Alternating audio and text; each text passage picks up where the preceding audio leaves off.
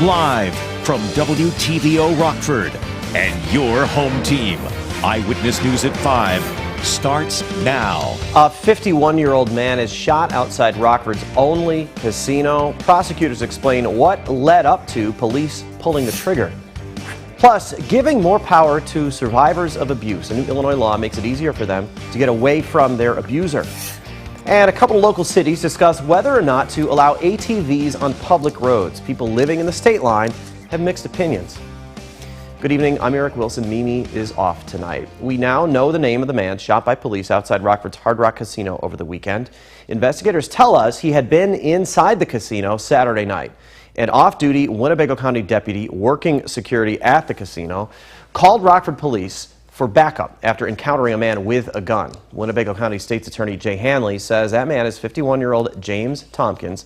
According to Hanley, Tompkins pointed the gun at his own head, fired a shot into the air, then pointed the gun at the officers. 2 Rockford police officers and 1 sheriff's deputy fired. Tompkins is still in critical condition. Yes, I am tired of doing these press conferences. It seems like there's a new tragedy every weekend. And this weekend was no different. The Winnebago-Boone County Integrity Task Force was on scene Saturday and has taken over the investigation. Team members say this is the first time both Rockford Police and the Sheriff's Office have been involved in an officer-involved shooting. A shooting this morning has left at least 1 man hurt. Police were called to Grant Avenue, a few blocks south of Auburn Street and west of St. Peter's Cathedral. This was the scene around 11. Evidence markers littered the street. 1 person was hit and taken to the hospital. No word on that person's condition. Tonight, Rockford's mayor will lay out his plans for the city and what's been accomplished over the last year. One topic expected to be discussed is crime. The city's already tracked 9 murders so far this year.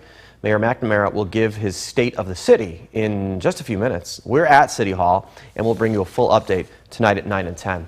It was a warm and cloudy day here in the state line, not quite as warm as yesterday, but still in the 80s. Storms could soon be firing up in the area. Let's go back over to Candace in the Weather Center. Candace, some of those storms could turn severe.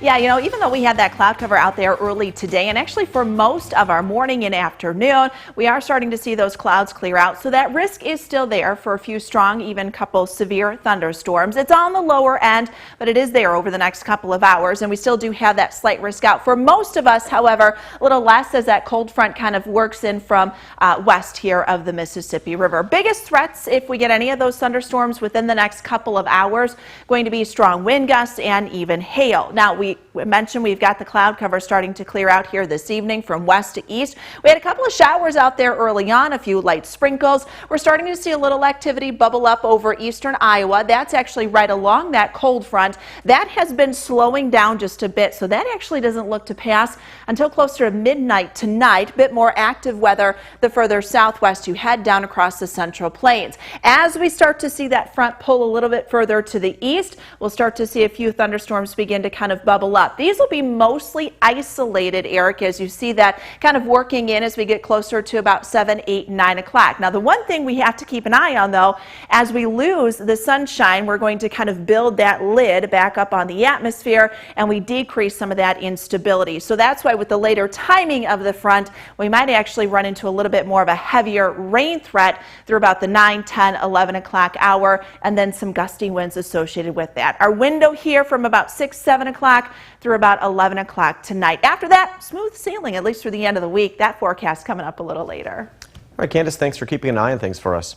A new law gives survivors of abuse in Illinois more power to get away from their abuser. It allows them the option to file a protective order online instead of requiring them to do it in person.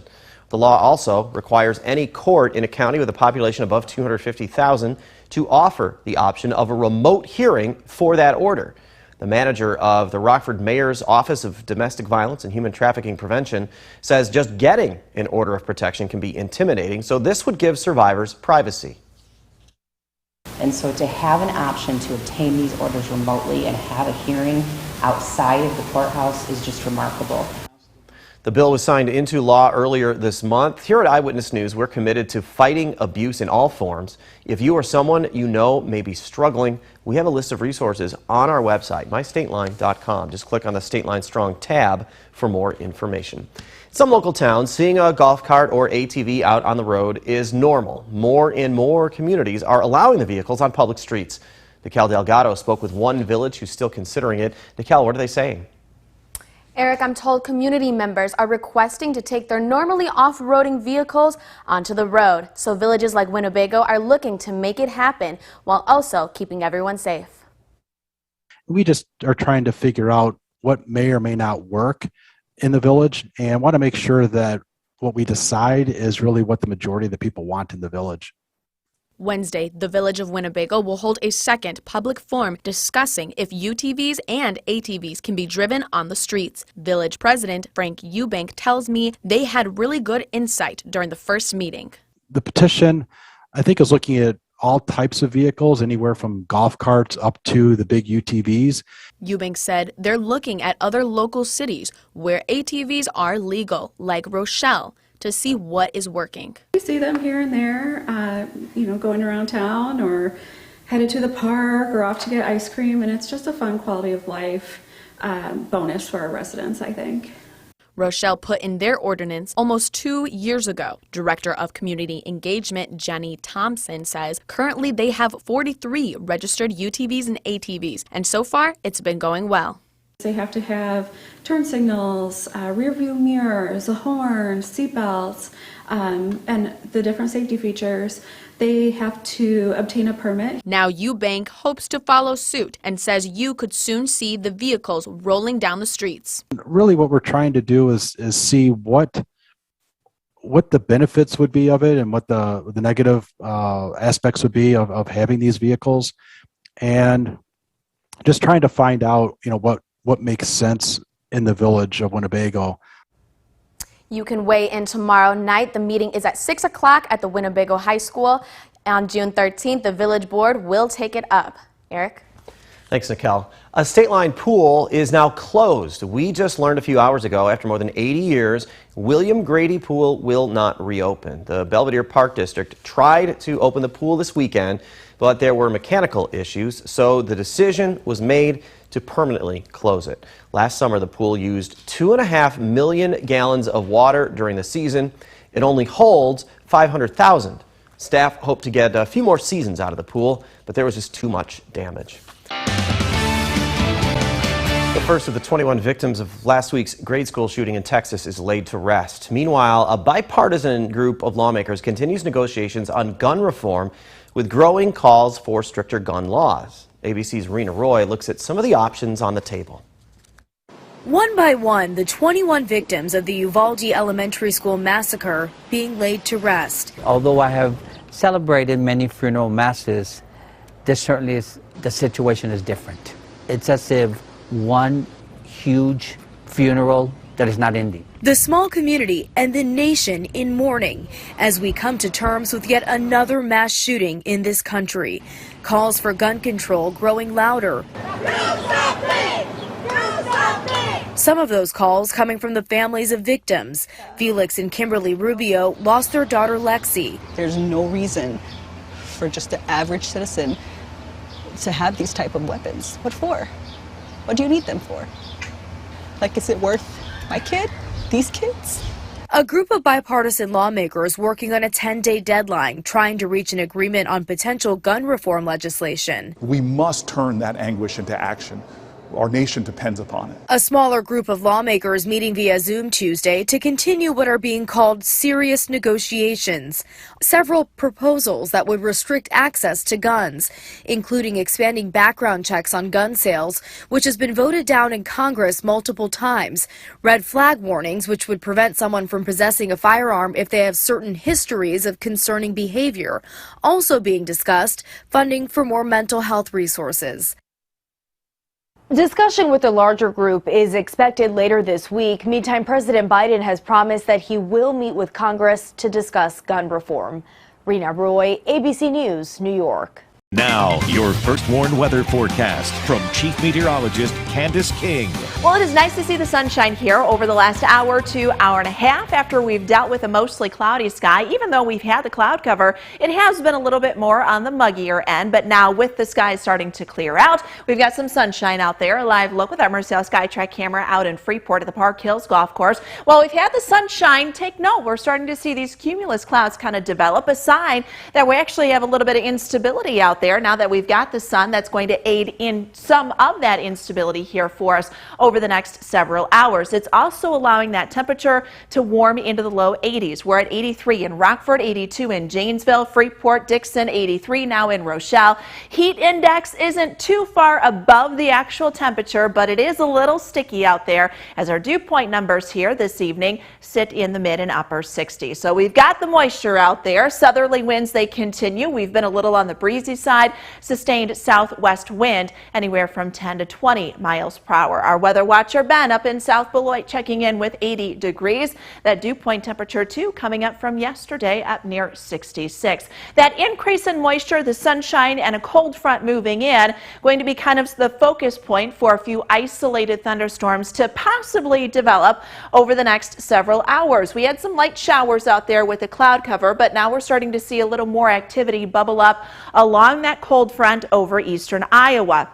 And it's areas out to the east and down to the south that we'll be watching for the potential for a few isolated strong to even severe thunderstorms to fire up here over the next few hours. That would take us through about sunset there a little after as that cold front comes in. Now, as I mentioned earlier, that cold front actually coming through a little later now looks to pass around midnight. Yesterday looked like it would come through about 7, 8 o'clock. So it's slowing down just a bit, and that could help some of these showers and thunderstorms linger just a little longer here into the evening. But as we get through sunset tonight, we build that kind of lid back on the atmosphere and we lose some of that instability. So I don't think we have to be too concerned with any severe thunderstorms and maybe more of a heavy rain threat there after sunset. But the area that I think has the best opportunity for getting some thunderstorms, or at least some stronger thunderstorms, we're looking at portions of Whiteside, maybe parts of Ogle, Lee, DeKalb County. Some of that could extend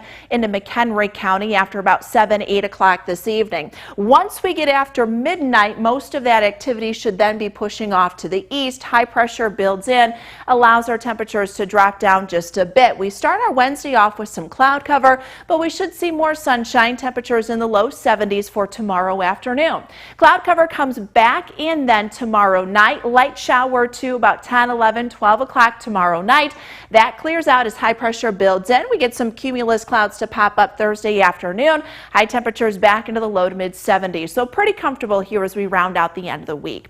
Overall, our temperatures will stay in the 80s through much of this evening, gradually dropping down tomorrow morning. We're at 59 degrees. You've got a couple of isolated thunderstorms here early this evening. 73 for tomorrow afternoon. Tomorrow is also the beginning of meteorological summer. That begins June 1st and runs through the end of August.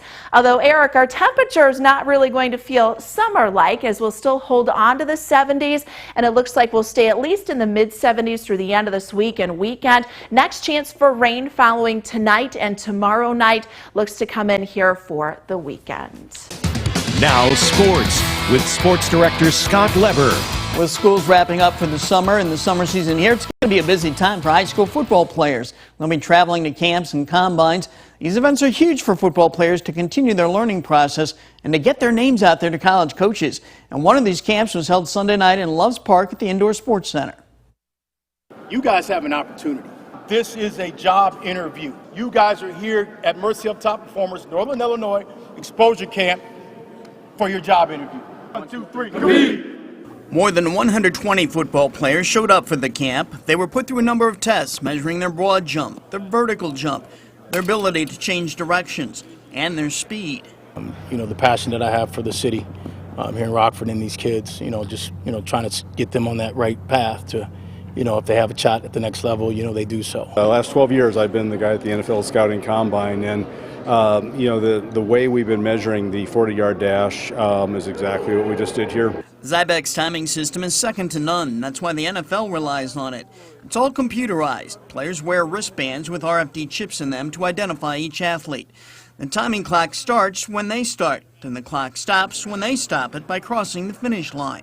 What Zybek Sports has been doing is rebranding the Combine to become the standardized athlete test, the SAT. Think of it like the academic SAT tests that high school students take, tests that are standard across the nation, that allow students to see how they stack up against other students. Tests with data that can be shared with colleges. That's how data from this camp and others are used. Within 24 hours of this camp, these athletes will receive the results, and they can share that with college coaches. So every athlete here has done the exact same tests that we've done for over 100,000 athletes now. And so we can show every athlete by position and by graduation year how they stack up against all the other athletes we've done around the nation. You saw some of our kids here today. What'd you think? Did anybody catch your eye? Oh, there were some very, very impressive athletes here. Combine Director Tim Bailey will share some of the data gathered here with college coaches, but it's up to the athletes to use their own data to promote themselves on social media and the internet. That's why the main message of Zybek Sports is, it's on you. It was definitely worth it. I just want to see where I stack up right now and see like what level I'm competing with right now. Why was it important for you to be here? Why was it so? So I'm trying to get out as much as I can this summer, get to as many camps as possible. So I saw a local one, I decided I had to hit it and just make sure I can get myself out there as much as I can. Zybek, by the way, also works with athletes from other sports. Every weekend it's at these camps. Saturday it was in Fort Myers, Florida, before coming to the Rockford camp. So right now, things are relatively clear. In fact, the last time we saw the weather cam of the golf course, there were just kind of patchy clouds here and there, but we have the potential for some storms in the next few hours. Exactly. And what's amazing, you mentioned that camera there. You had just some cumulus clouds. Sure. Just within the last 20 minutes, those clouds are growing. So we've got a little bit more It's amazing how fast things can change when the weather's so dynamic like that. Look at that. They put it up there. Yeah. So you see that cumulus field kind of growing a bit. So that's a sign that we've got some instability out there. And all we really needed was the sunshine. So there's some showers and thunderstorms.